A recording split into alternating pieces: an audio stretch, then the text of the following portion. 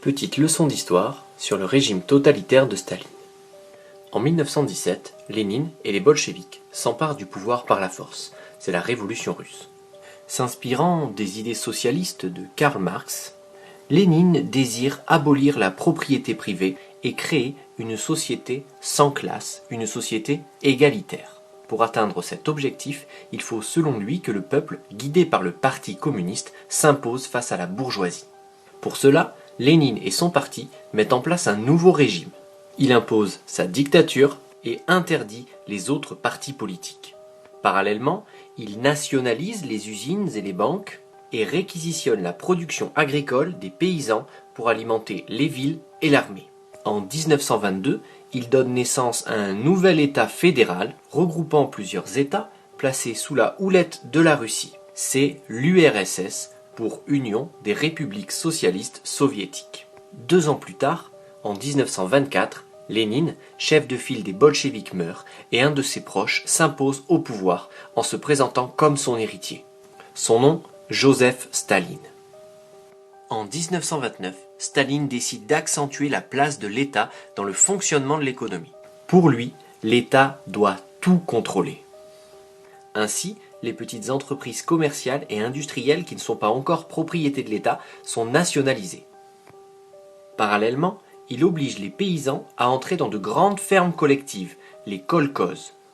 Et à partir de 1929, l'État fixe les grands objectifs économiques à atteindre dans des plans de 5 ans, les plans quinquennaux. Dans ces plans, l'État donne la priorité à l'industrie lourde, telle que le charbon et la sidérurgie, qui permettent de créer de la fonte ou de l'acier, matériaux essentiels à tout processus industriel, et notamment à la création du chemin de fer que Staline veut absolument développer en URSS. Il en va de même pour l'industrie d'armement. Avec Staline, l'URSS devient alors une grande puissance industrielle et la population ouvrière croît fortement dans les années 1930. Si à première vue, le bilan des premières années de stalinisme semble positif, une telle croissance de l'industrie et de l'agriculture n'ont été rendues possibles que par le régime de terreur mis en place par Staline. En effet, les paysans opposés à la collectivisation, on parle de koulaks, sont fusillés ou déportés dans des camps de travail que l'on appelle les goulags.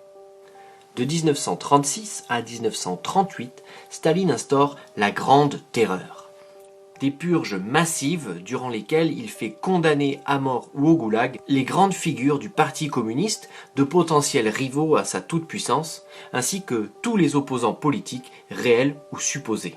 Pour obtenir l'adhésion de la population, il développe une intense propagande.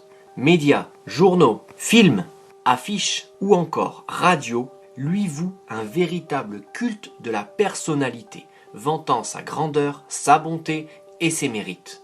Parallèlement, les jeunes sont dès le plus jeune âge embrigadés dans des organisations de jeunesse qui font entrer les enfants dans le moule du stalinisme.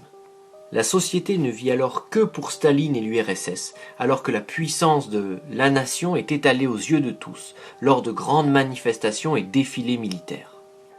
Encadrement de la population et propagande, contrôle de l'économie et de la vie politique, ce sont bien là les caractéristiques d'un régime totalitaire.